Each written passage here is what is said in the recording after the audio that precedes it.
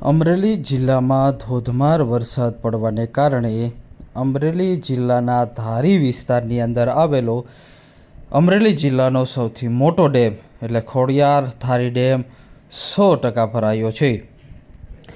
ખોડિયાર ધારી dam છલકાયો છે, જેથી 2 દરવાજા 1-1 ફૂટ ખોલવામાં આવ્યા છે. શેત્રુંજી નદી 2 કાંઠે વહેતી થઈ છે. અમરેલી જિલ્લાના 11 તાલુકામાં ધોધમાર વરસાદ પડી રહ્યો છે. ધોધમાર વરસાદ પડવાને કારણે અમરેલી જિલ્લાના ગ્રામીણ વિસ્તારોમાં આવેલી સ્થાનિક નદીઓમાં પૂર આવ્યા છે.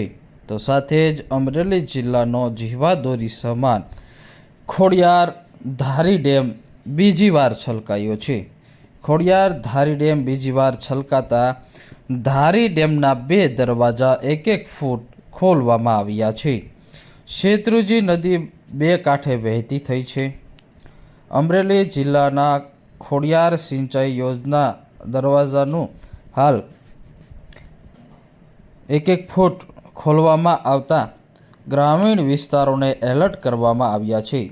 અમરેલી જિલ્લાના ધારી તાલુકામાં ધારી ગામ પાસે શેત્રુંજી નદી ઉપર આવેલો ખોડિયાર જળાશય પાણીની આવક 10.5 કલાકે વધારો થતાં ડેમને નિર્ધારિત લેવલ જાળવવા માટે 1-1 દરવાજો ખોલવામાં આવ્યો છે, જે બંને દરવાજામાંથી કુલ 4530 ક્યુસેક પાણીનો નિકાલ કરવામાં આવી રહ્યો છે.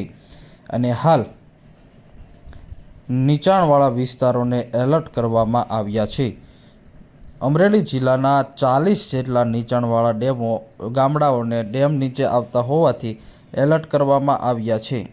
અમરેલી જિલ્લાના ગ્રામીણ વિસ્તારોની અંદર પણ ધોધમાર વરસાદ પડ્યો છે અને ધોધમાર વરસાદ પડવાને કારણે ડેમ નદી નાળા છલકાયા છે. અમરેલી જિલ્લામાં સતત 2 દિવસથી મેઘ મહેરબાન થયો છે. ખાંભા ગીર પંથકમાં વહેલી સવારે અનરાધાર વરસાદ પડ્યો છે. ખાંભા ગીરના ભાણિયા, ધાવડિયા, ગીદરડી, રેબડી નેસ સહિતના વિસ્તારોમાં ધોધમાર વરસાદ પડ્યો છે, જેથી સ્થાનિક નદીઓમાં પૂર આવ્યા છે. તો સાથે જ ધારી ગીરકાંઠાના ગામડા સુખપુર, ગોવિંદપુર, દલખાણિયા સહિતના વિસ્તારોની અંદર ધોધમાર વરસાદ પડતા પાકને જીવતદાન મળ્યું છે. ધારી તાલુકાના કુબડા, શિવડ, બોરડી વિસ્તારમાં પણ વરસાદ પડ્યો છે.